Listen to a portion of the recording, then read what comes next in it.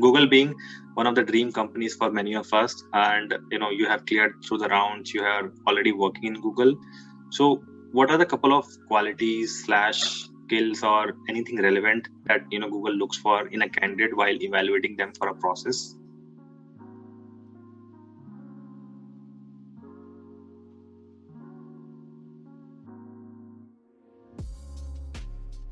Hello everyone, welcome back to my channel Boliye Sharma ji. And if you are new to this channel, please do hit that subscribe button. It's free, so you can just subscribe to my channel. Now, starting today, I have come up with a series that I'm naming it as Blue Skies Ahead and Dream Big.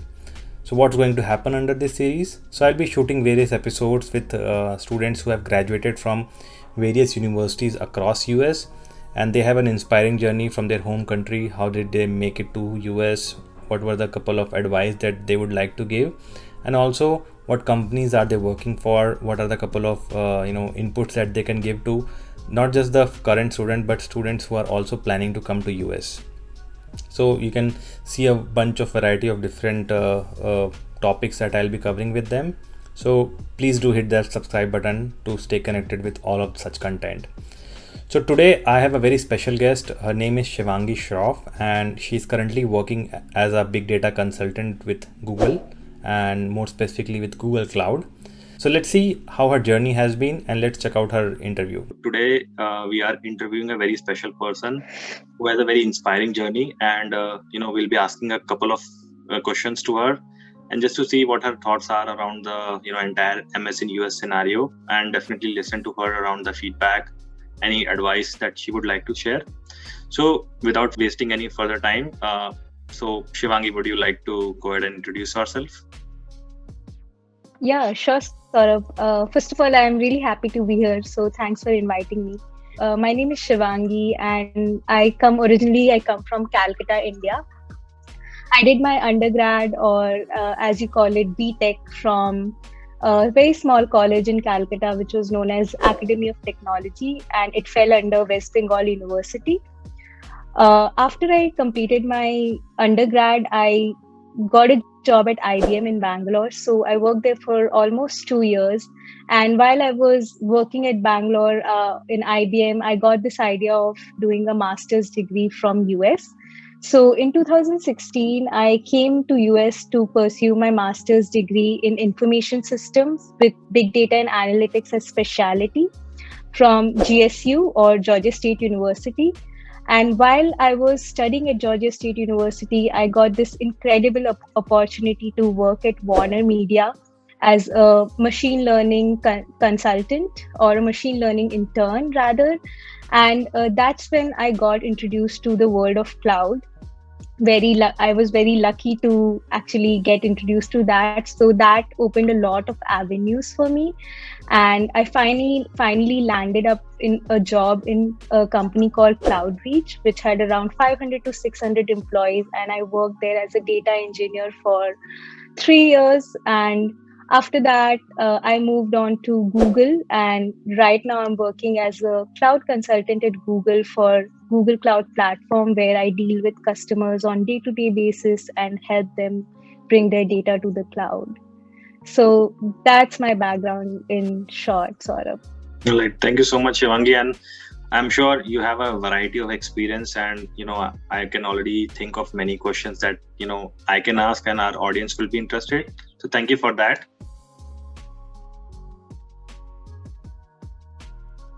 The next most important question, I think the upcoming students and even the current one would have, as to why did you choose to do masters, and let's say this particular degree of MSIS, and that too in big data.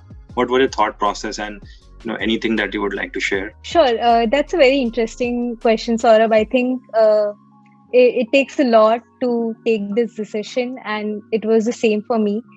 But just to start from the beginning, while I was doing my undergrad, when I was in Academy of Technology, I was surrounded by people who used to think locally, I would say, and I had the same mindset that I wanted to do a master's degree from the very beginning in my life, but I always thought that I wanted to pursue a master's degree from India.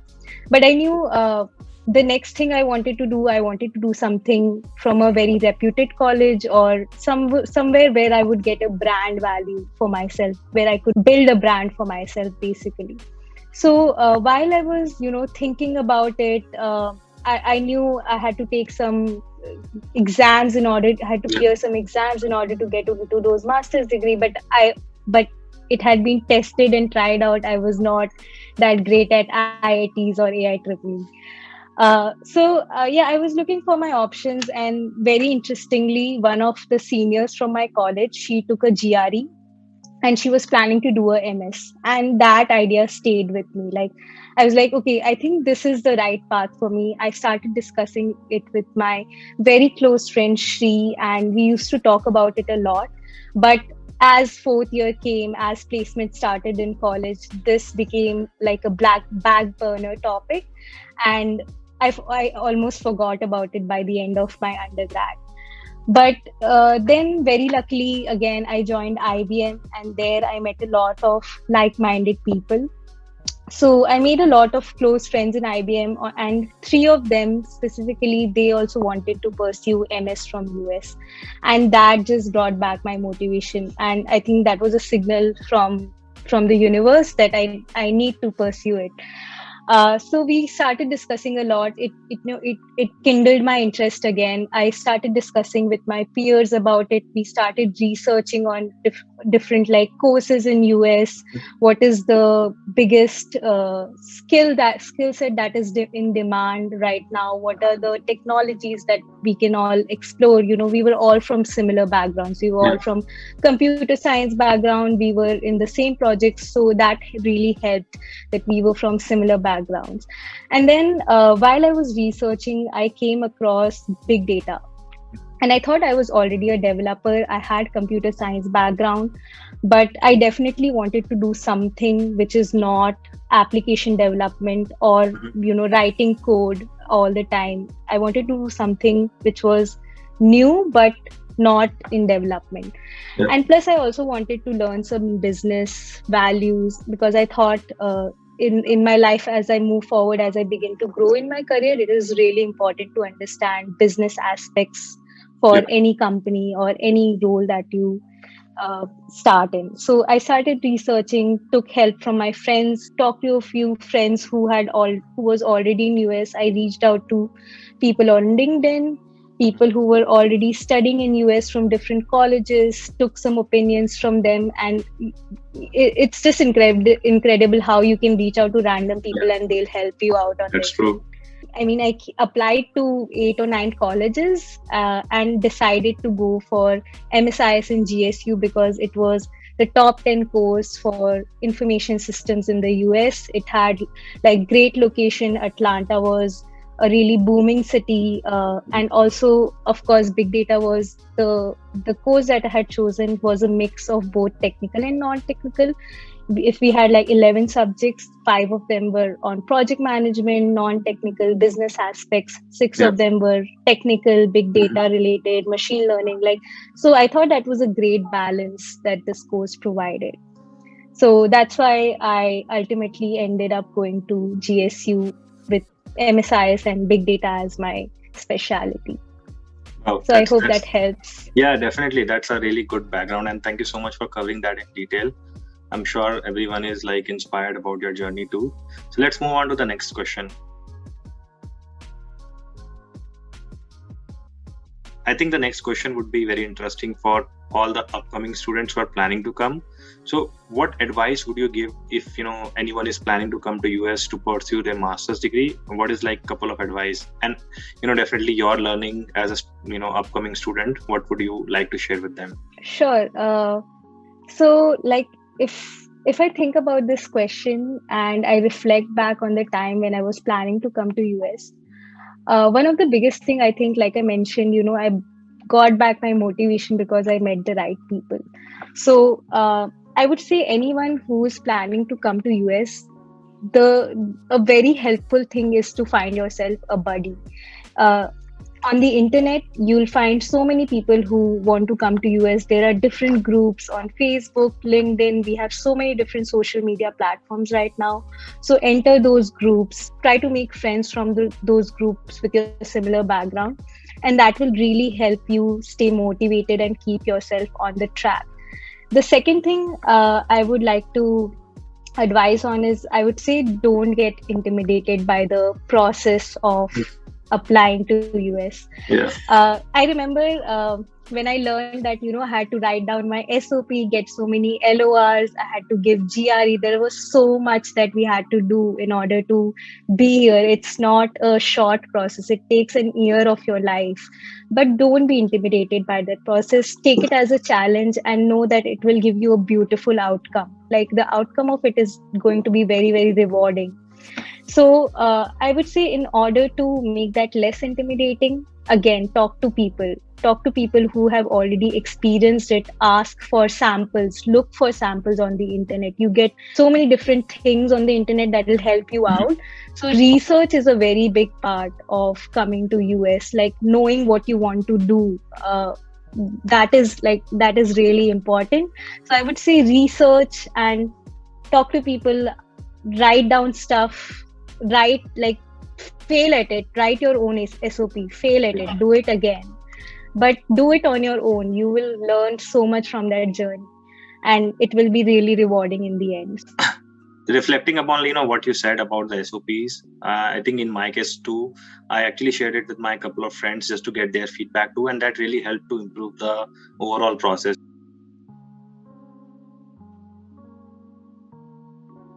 So that brings me to my next follow-up question, which is, what are your couple of advices that you would like to give to current students who are right now enrolled into like master's course, or who just came into a master's course?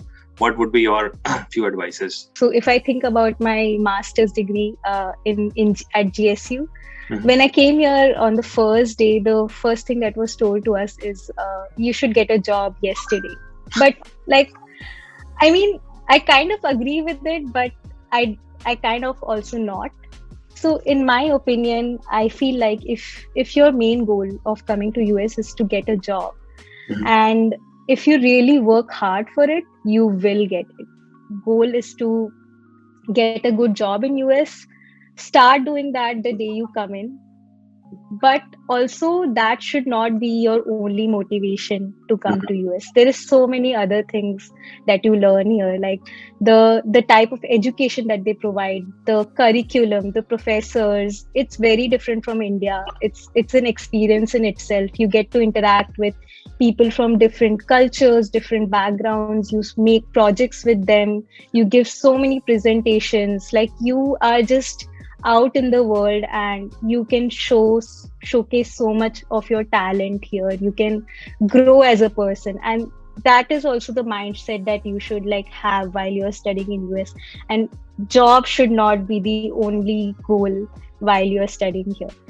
And yes, for getting a job, you need to work hard. You will not sit and get a job. Like, you have to apply, and you have to apply to maybe 1,000 job applications. Maybe you'll have to do.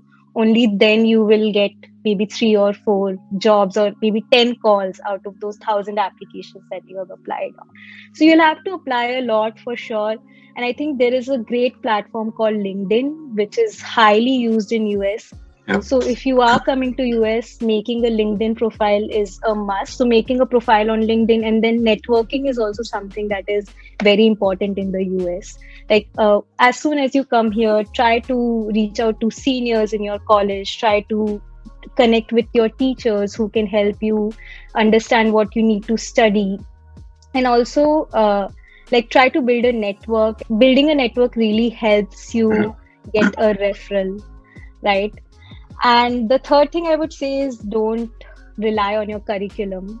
You have to study on your own. You have to do some side projects, maybe take some courses on Lynda, Coursera. There are many different platforms. They provide many free courses. Look up the courses that your skills that you're interested in order to get a job, and study for those skills on your own. Make some projects, show those on your resume, do some certifications. I mean, all the cloud platforms, even so many project management certifications. There's so many different certifications out there which can show that you are worth it, can prove your worth. So yeah, I think following all these different things makes life much easier while you are a student in the US.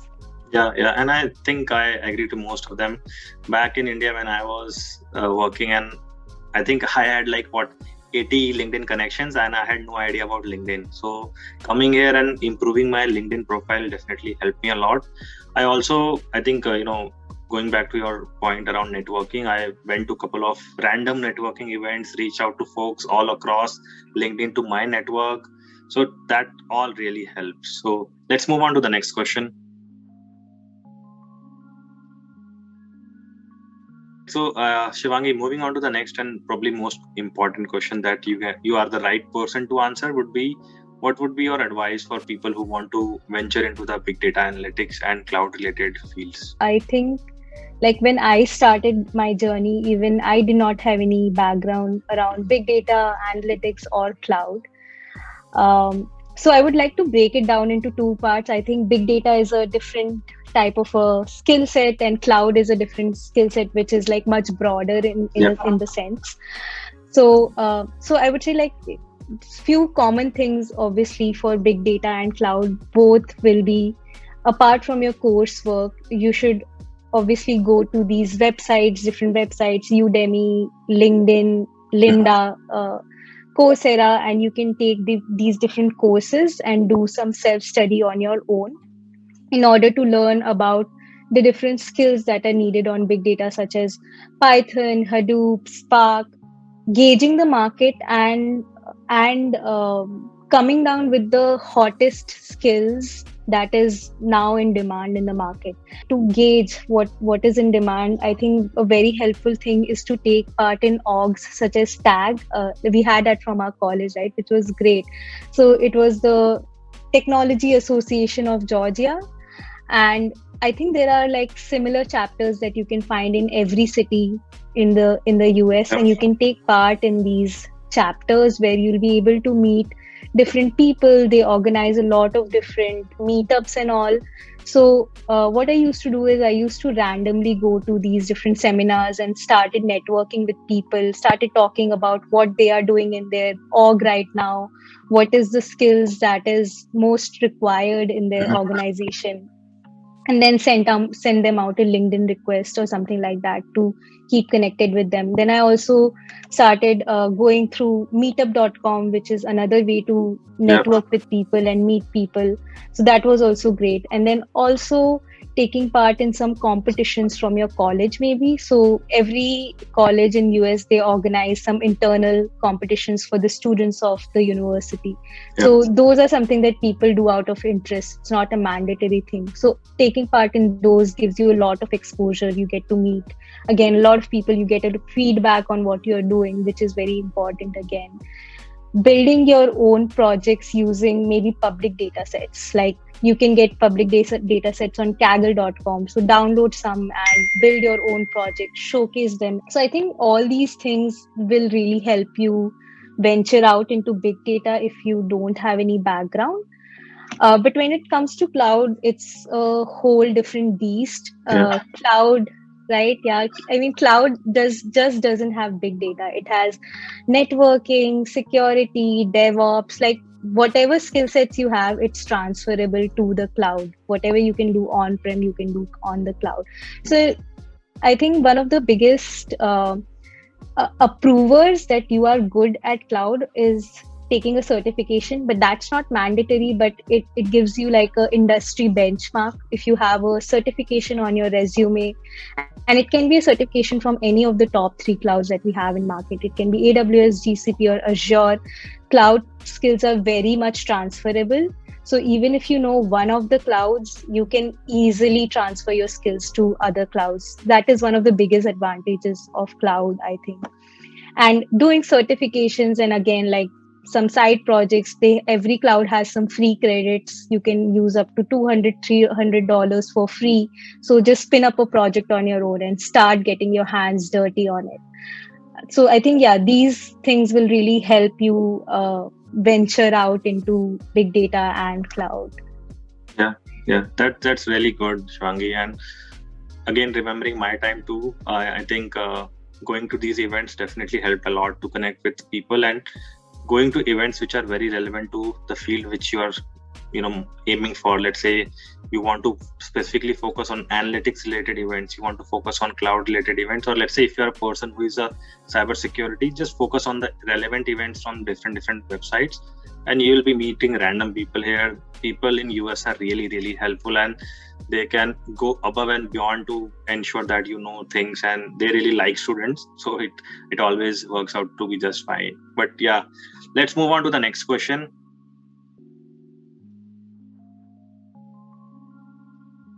Shivangi, moving on to the next question, and probably one of the last ones, and the most anticipated question that even I'm personally very interested to know.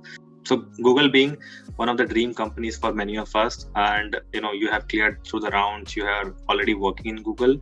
So what are the couple of qualities / skills or anything relevant that Google looks for in a candidate while evaluating them for a process? Yeah, sure. I can definitely throw some light on that, Saurabh. So I think one of the things, obviously, in order to get a call from a company like Google, is they'll review the resume first before you get a call. So whatever profile you are targeting on at Google, so for example, if you're targeting a big data related role and which is also related to cloud, so make sure that you have skill sets related to it on your resume. I think that's a very obvious thing to say, but also a very important thing to keep in mind, that whenever you are applying for a position, make sure that your resume is relevant to that position. Only then you are going to get a call. If you have like random skill sets that don't match that position, then probably you are going to get rejected even the first go, right? And once you get a call from Google, obviously the process is not very easy. But we do look for certain traits in people we hire. And one of the biggest traits is googliness and also leadership quality. Being googly or googliness is how, you can thrive in ambiguity at such a big org such as Google. There are so many people, you have to make yourself stand out. There is like so much going on. You have to thrive in a big company, and that's, trust me, it's a little confusing in at first. So you need to have that skill to thrive in ambiguity. And also we believe a lot in diversity. So Google believes that our hire should be diverse in nature, and you should respect each other. Respect is also a big part. We really believe in equity and equality.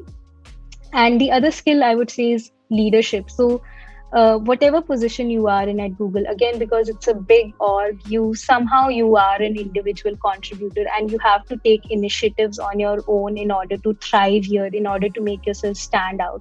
So leadership quality is also very important. Being able to own a project instead of relying on others to tell you what to do. Doing your own tasks without asking anyone to do it. So taking that ownership and being that leader on the task that you're doing is a very important skill set that Google looks for as well. And of course, technical skills is the first thing, but these are also very important. And one of the processes that I also went through in Google was open questions. It was called cognitive ability. So basically they'll throw out open questions in front of you, and you have to show your thinking and how you can navigate in an unknown environment. So yeah, I think these are the biggest skills that I was tested for while I interviewed at Google. And after being here for a few months, I think it is being put to use as well. Yeah, that's really good and insightful. But yeah, thank you so much, Shivangi, for your time today. So for our audience, I'll put Shivangi's LinkedIn in our description, so you can reach out to her for any kinds of advice and anything related to MS in US, or even creating a career in analytics or cloud. And I'm sure Shivangi will help you guys all. But yeah, Shivangi, thank you so much again, and I hope you all of our audience, you had a great time listening to the conversation, and many more to follow. But yeah, thank you so much. Thank you so much, Saurabh, for inviting me. I really enjoyed our conversation.